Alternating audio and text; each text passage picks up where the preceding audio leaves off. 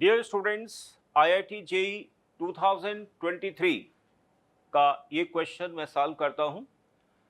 इसमें लिखा गया है which of the following is correct order of ligand field state. आप सभी लोगों ने स्पेक्ट्रोकेमिकल सीरीज को पढ़ा होगा, उसी को ध्यान में रखते हुए हमें सही ऑर्डर चूज करना है। देखिए, जैसे स्टूडेंट इसकी बात किया जाए तो यहां पे देख रहे हैं carbon monoxide, in, ammonia, oxalate and sulphide. बिल्कुल सही है, क्योंकि जो कार्बन डोनर वाले लिगेंड्स हैं उनकी स्ट्रेंथ ज्यादा होगी देन नाइट्रोजन डोनर एटम वाले लिगेंड्स, और वो ज्यादा होंगे than what oxygen donor atom वाले लिगेंड्स। ओके, या इसको ऐसा भी लिख सकते students, in general question number 1, strength of ligand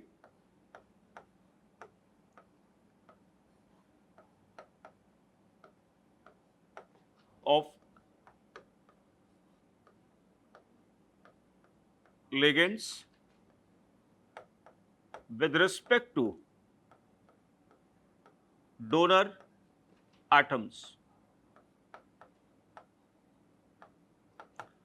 सबसे ज्यादा क्या होंगे? कार्बन डोनर वाले। कार्बन के बाद फास्फोरस। फास्फोरस में जैसे triphenyl phosphine, tri alkyl phosphine, and then N, then O। और स्टूडेंट्स इसके बाद यहां पर आता है हैलाइड्स एंड सल्फर। हैलाइड्स,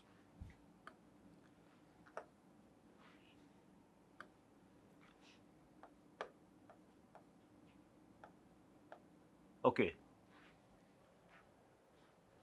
तो स्टूडेंट्स ध्यान दीजिए, ये गलत हो गया क्योंकि इसमें ऑक्सीजन डोनर है। ओके, ये स्टूडेंट ये ऑर्डर सही है। अब देखिए, गलत ये इसलिए है कि यहाँ पे ऑक्सीजन डोनर्स वाला हायर स्ट्रेंथ में है जबकि वहां पर N वाला लोअर साइड है। ओके, ये भी गलत है students. Next question number 2,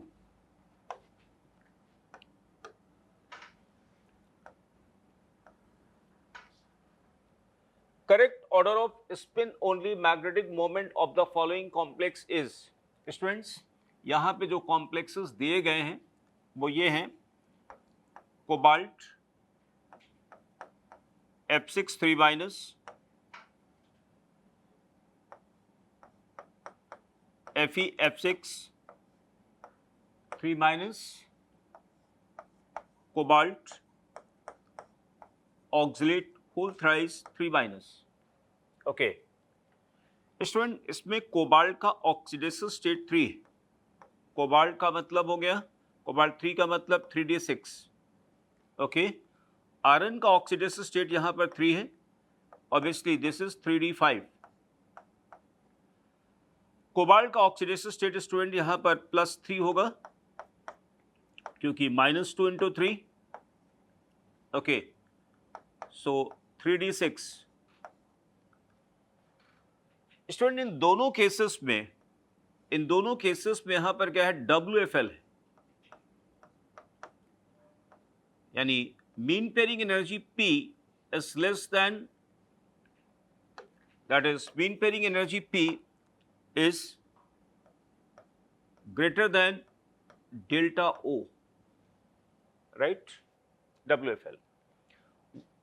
student इस वाले केस में हालांकि यहां पे ऑक्सलेट है, यानी ऑक्सीजन डोनर वाला एटम है, लेकिन ऑक्सलेट कोबाल्ट 3+ के लिए SFL जैसा बिहेवियर करता है, और यहां पर आ जाएगा students P is less than delta O। So obviously students number of अनपेक्टान यहां पर आ जाएंगे, इसमें नंबर ऑफ अनपेक्टान आ जाएंगे। ओके, देखिए मैं आपको लिख के बता दे रहा हूं, ये Eg हो गया और ये T2G हो गया, दिस इज डेल्टा O, और ये कॉम्प्लेक्स हो गया कोबाल्ट F6 3 माइनस, ठीक है ना। दूसरा हमने बना दिया EG एंड T2G, इसमें हमने कॉम्प्लेक्स ले लिया Fe F6 3 minus delta O, okay. और तीसरा कॉम्प्लेक्स EG और T2G, ये कॉम्प्लेक्स है स्टूडेंट्स ट्राईऑक्सिलेटो कोबाल्टेट 3, ओके। तीनों कॉम्प्लेक्सेस के स्प्लिटेड डी ऑर्बिटल्स बना दे, और हमें इस बात को ध्यान में रखना है स्टूडेंट, देखिए WFL है यहाँ पे, P is greater than delta O, और तो यहाँ पे देखिए फर्स्ट सेकेंड थर्ड, ठीक है ना, यानी पेयरिंग ज्यादा है इसलिए fourth electron, fourth fifth and six. इसमें स्टूडेंट 1 2 3 4 5, इसमें students 1 2 3 4 5 6। Why? Because in this case this one. तो नंबर ऑफ यहां पे हमें बताना है स्पिन ओनली मैग्नेटिक मोमेंट, है ना। तो इसका student spin only magnetic moment कितना आ गया, इफेक्टिव 4 अनपेक्ट्रॉन है यानी 4.9 bm,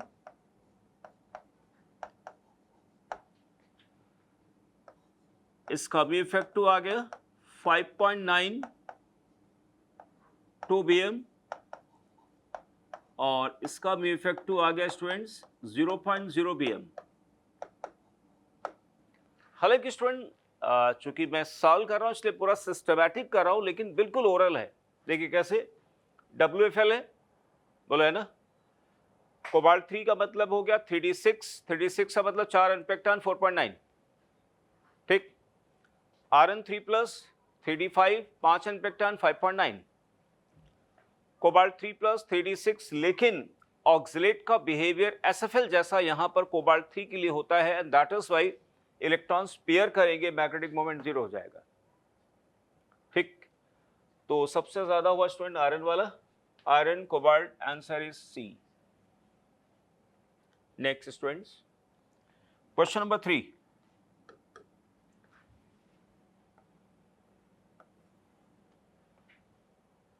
chiral complex from the following is, okay। Student हमें देखना है कि इन गिवन कॉम्प्लेक्सेस में कौन सा कॉम्प्लेक्स ऑप्टिकल एक्टिविटी शो करेगा, किसमें कायरलिटी है, किसमें एसिमेट्रिक कॉन्फ़िगरेशन है, ओके। सो स्टूडेंट सबसे पहला केस यहां पर आता है, ये देखिए यहां पे प्लैटिनम का ऑक्सीडेशन स्टेट 2 है और इसका हाइब्रिडाइजेशन आएगा DsP2, और DsP2 होने के कारण प्लेन ऑफ सिमेट्री यहां पर आएगी, तो ऑप्टिकल एक्टिविटी का कोई मतलब यहां पे नहीं है, नहीं होगा। सेकंड केस स्टूडेंट्स, इसमें कायरलिटी आएगी सिस फॉर्म में, मैं आपको बना के दिखाता हूं।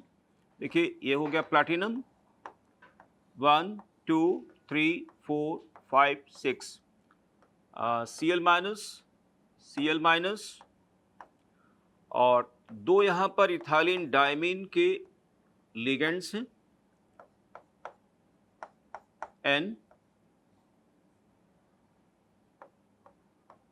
ओके। प्लैटिनम का ऑक्सीडेशन स्टेट 4। स्टूडेंट इस कॉन्फ़िगरेशन में सेंटर ऑफ सिमेट्री नहीं है, प्लेन ऑफ सिमेट्री नहीं, because these two rings line perpendicular plane, तो यहां पे प्लेन ऑफ सिमेट्री नहीं है, ओके। तो ऑप्टिकल एक्टिविटी स्टूडेंट इसमें है। अच्छा, इसमें मैं आपको दिखा देता हूं ट्रांसफॉर्म, अगर मैं इसका बनाना चाहूं, देखिए ट्रांसफॉर्म अगर बनाता हूं 1 2 3 4 5 6, Cl माइनस, ओके,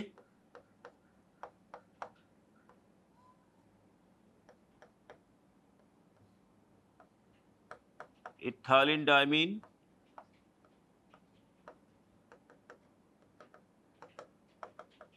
आप देख पा रहे होंगे यहाँ पे प्लेन ऑफ सिमेट्री है, ठीक है ना। तो this is cis, this is trans. Okay, next is trans. इसमें भी स्टूडेंट क्या है, प्लेन ऑफ सिमेट्री है, प्लेन ऑफ सिमेट्री इसमें भी है students, and that is why ये ऑप्टिकल एक्टिविटी शो करेगा। Next question number 4।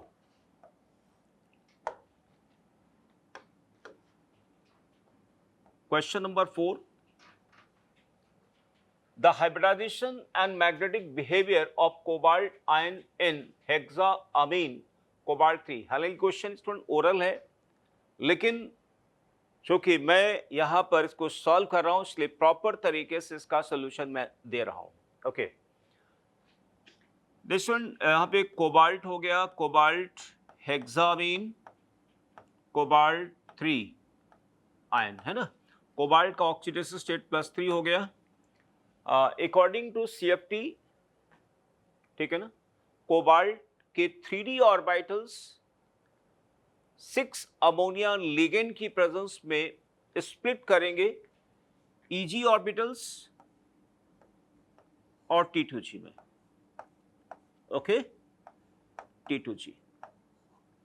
तो यहां पे स्टूडेंट कोबाल्ट 3+ इन कोबाल्ट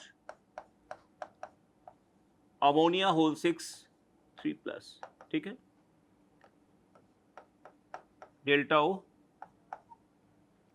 स्टूडेंट यहां पर SFL है और SFL होने पर P लेस होगा, डेल्टा O ज्यादा है, ठीक है ना। और ये कोबाल्ट 3+ हो गया 3D6।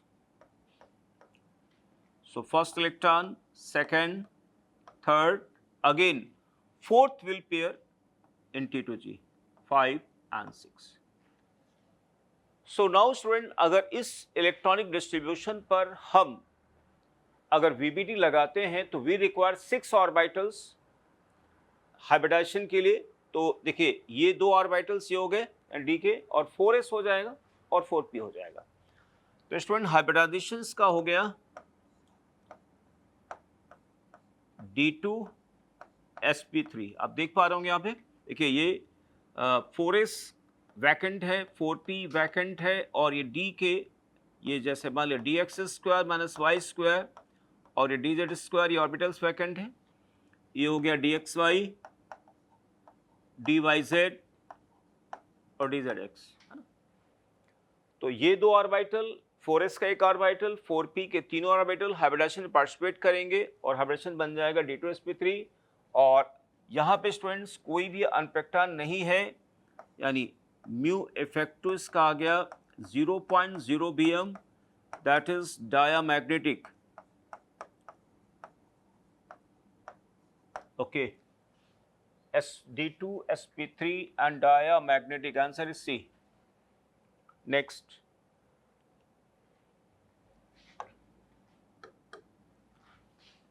question number 5. To inhibit growth of tumors, identify the compound used from the following. Student आप सब लोगों को मालूम होगा कि ट्यूमर्स की ग्रोथ को इनहिबिट करने के लिए प्लैटिनम का कॉम्प्लेक्स यूज करते हैं जिसका नाम है सिस-प्लैटिन, यानी सिस डायमीन डाइक्लोराइडो प्लैटिनम 2 यूज करते हैं। ओके, तो EDT स्टूडेंट यूज नहीं करते हैं, कोएडिशन कंपाउंड ऑफ प्लैटिनम यूज कर सकते हैं, है ना, कोएडिशन कंपाउंड ऑफ प्लैटिनम, क्योंकि यहाँ पे आंसर इस तरीके से दिए गए हैं तो इसको हम कंसिडरेशन में लेंगे, और D-पेंसिलिनामाइन नहीं लेंगे, और सिस प्लैटिन स्टूडेंट यूज होगा, है ना। तो 2 and 4, so 2 and 4 only,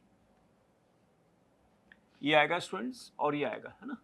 next question number 6, which of the following complex will show lowest splitting D orbitals. इसका मतलब ये स्टूडेंट ये हुआ कि इन दिए गए कॉम्प्लेक्सेस में कौन सा ऐसा कॉम्प्लेक्स है जहां पर स्प्लिटिंग यानी T2G और EG के बीच एनर्जी गैप कम है, यानी क्रिस्टल फील्ड स्प्लिटिंग एनर्जी का मैग्नीट्यूड सबसे कम है। ओके, एक बार फिर आप देख लीजिए, सो लोएस्ट स्प्लिटिंग D ऑर्बिटल्स, है ना। देखिए यहां सभी में आयरन का ऑक्सीडेशन स्टेट 3 है, ऑक्टेडल कॉम्प्लेक्सेस हैं 3 3 एंड 3। तो स्टूडेंट इन चारों कॉम्प्लेक्सेस में सेंट्रल मेटल केटायन सेम है, कोऑर्डिनेशन नंबर सेम है, तो डेल्टा ओ का मैग्नीट्यूड किस पे डिपेंड करेगा? लिगेंड की स्ट्रेंथ पर। जो लिगेंड जितना स्ट्रांग होगा स्पेक्ट्रोकेमिकल सीरीज के मुताबिक उसमें डेल्टा ओ का मैग्नीट्यूड ज्यादा होगा, और जो वीक लिगेंड होगा उसमें डेल्टा ओ का मैग्नीट्यूड कम होगा। ओके, तो स्टूडेंट्स यहां पर अगर देखा जाए तो ठीक है ना, question number 6 strength of ligand की अगर हम बात करें,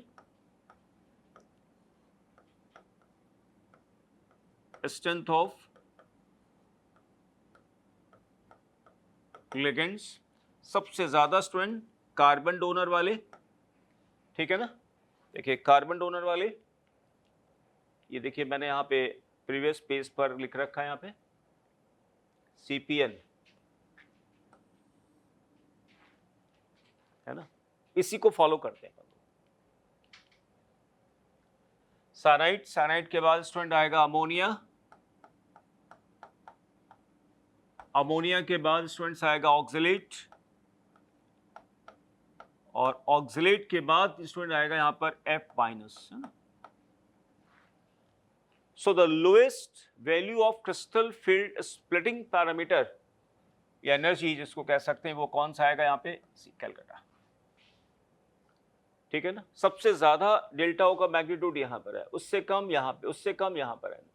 okay, next students question number 7, question number 7, the complex cation which has 2 isomers. Okay student, अगर मैं ए की बात करूं यहां पे, देखिए ए में, ऑप्शन ए में ना तो कोई स्ट्रक्चरल आइसोमरिज्म है, कोई स्ट्रक्चरल आइसोमरिज्म नहीं, ना कोई स्टीरियो है, ठीक है ना। बी ऑप्शन में स्टूडेंट अगेन ना ही कोई यहां पर स्ट्रक्चरल आइसोमरिज्म है और ना ही स्टीरियो आइसोमरिज्म है। ओके, ऑप्शन सी की अगर हम बात करते हैं, ऑप्शन सी में आप देखिए ये हो गया cobalt, ammonia, whole 5, NO2 2+। Okay students, इस कॉम्प्लेक्स स्पीसीज में स्ट्रक्चरल आइसोमरिज्म शो होंगे because of presence of ambidentate ligand. हालांकि इसमें कोई स्टीरियो नहीं है, इस ऑक्टेडल कॉम्प्लेक्स में कोई भी स्टीरियो आइसोमरिज्म नहीं होगी। तो देखिए एक ये हो गया, और इसका एक दूसरा स्ट्रक्चरल आइसोमर हो गया students NH3 whole 5 and ONO 2+। So इस फार्मूले के स्टूडेंट ये दो आइसोमर्स कहलाएंगे, है ना। ये दोनों स्ट्रक्चरल आइसोमर्स होंगे स्टूडेंट्स। स्ट्रक्चरल आइसोमर्स में लिंकेज आइसोमर आएंगे, और डेली ऑप्शन में कोई भी आइसोमरिज्म नहीं होगी, ठीक है। तो answer is C. Next question, student इस क्वेश्चन में लिखा गया लिस्ट 1 विद लिस्ट 2। इस क्वेश्चन में जो प्रिंट होके मेरे पास यहां पर आया, इसमें एक प्रॉब्लम स्टूडेंट ये है, आप देख पा रहे होंगे ये दोनों कॉम्प्लेक्सेस सेम आ यहां पे लिखे हुए हैं, और इस सेम लिखने में अपन ऑप्शन जज नहीं कर सकते कि कौन सा ऑप्शन सही होगा, लेकिन जो पहले जो दो ऑप्शन दिए हुए हैं ये और ये, इनके बेसिस पर हम कुछ आइडिया दे सकते हैं। जैसे इसमें लिखा गया, हमें करना क्या है, वेवलेंथ ऑफ लाइट एब्जॉर्ब्ड, ठीक है ना, यानी एब्जॉर्ब वेवलेंथ जो दिया गया उससे मैच करना है। अगर हम सिर्फ इन दो की बात करें तो देखिए इसका डेल्टा ओ ज्यादा होगा, है ना। मैं यहां पे लिखता हूं delta O students cobalt, ammonia whole 6 3+, ज़्यादा होगा देन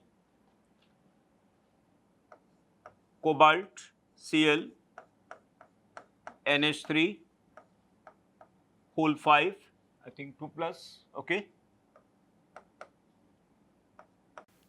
3 and 3। तो स्टूडेंट देखिए यहाँ पे ये हो गया Eg ऑर्बिटल्स और ये हो गया T2G ऑर्बिटल्स, है ना, T2G, ये डेल्टा O हो गया। तो डेल्टा O का मैग्नीट्यूड जितना ज्यादा होगा, इनके बीच गैप जितना ज्यादा होगा, इलेक्ट्रॉन का ट्रांजिशन T2G से Eg में जाने पर उतना ही शॉर्टर वेवलेंथ एब्सॉर्ब होगा। तो यानी इसका कहने का मतलब हुआ कि इस वाले कॉम्प्लेक्स में शॉर्टर वेवलेंथ एब्सॉर्ब होगा और इसमें लॉन्गर वेवलेंथ एब्सॉर्ब होगा। अगर हम बात करें स्टूडेंट, अगर मान लिया इन दो में अगर बात करें तो यानी 310 एब्सॉर्ब होगा फर्स्ट वाले में और 475 इसमें होगा। अगर इन दो की बात करें तो 475 यहां एब्सॉर्ब होगा, 535 यहां एब्सॉर्ब होगा। अगर हम 535 एंड 600 की बात करें तो 535 यहां एब्सॉर्ब होगा, 600 यहां एब्सॉर्ब होगा एंड सो ऑन। इस तरीके से आप इस क्वेश्चन को करेक्ट कर सकते हैं, है ना, कर सकते हैं स्टूडेंट्स, क्योंकि यहां पर सेम ऑप्शन आ जाने के कारण it is difficult to what कि कौन सा आंसर सही होगा कह पाना डिफिकल्ट होगा। ओके नेक्स्ट स्टूडेंट्स, हमें कोई बहुत सिंपल क्वेश्चन है, question number 9 students, primary and secondary valencies of cobalt respectively in this। okay, very simple question students, question number 9,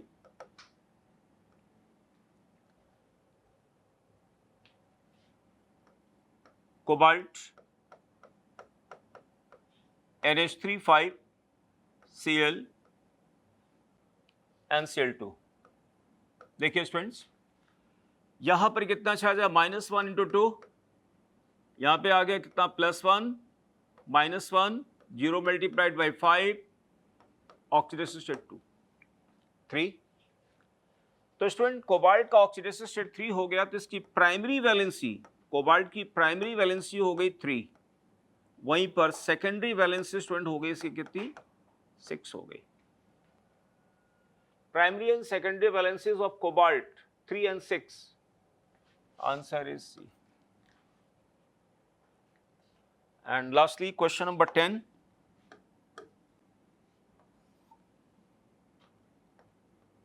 Question number 10. Which of the following cannot be explained by crystal field theory? Okay. Students, सबसे पहला option है यहाँ पे the order of spectrochemical series. Students, spectrochemical series और उसमें जो order ligands का है, this is on the basis of crystal field theory.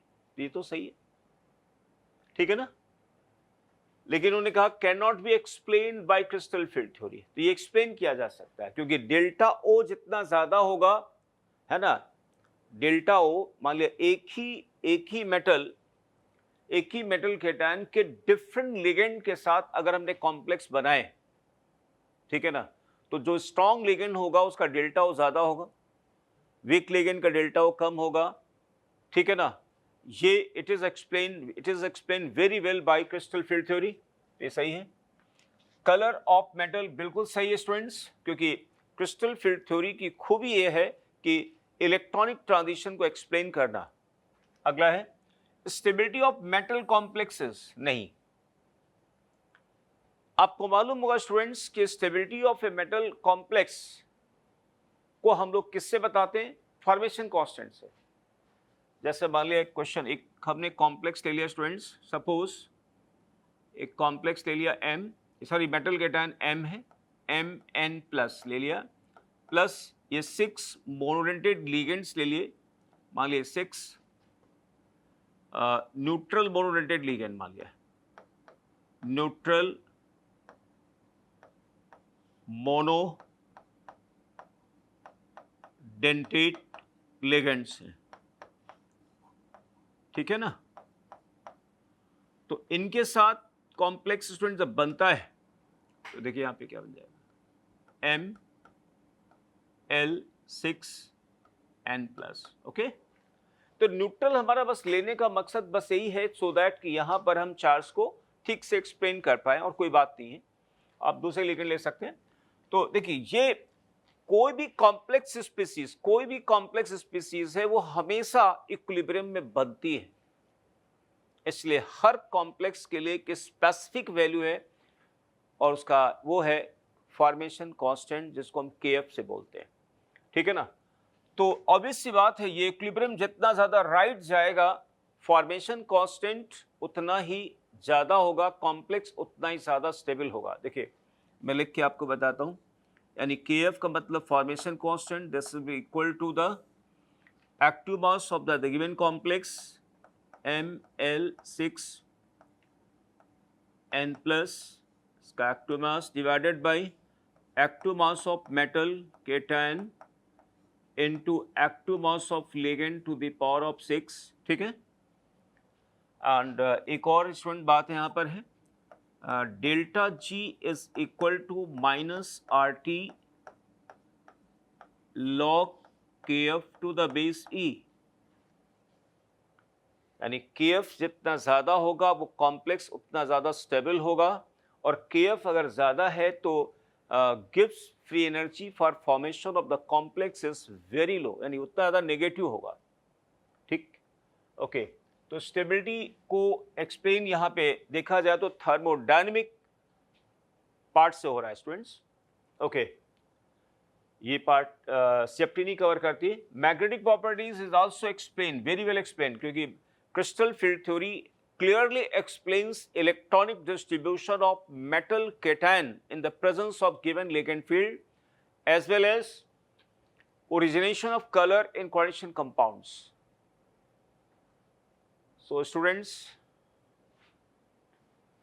these are some questions of JEE 2023. Thank you students.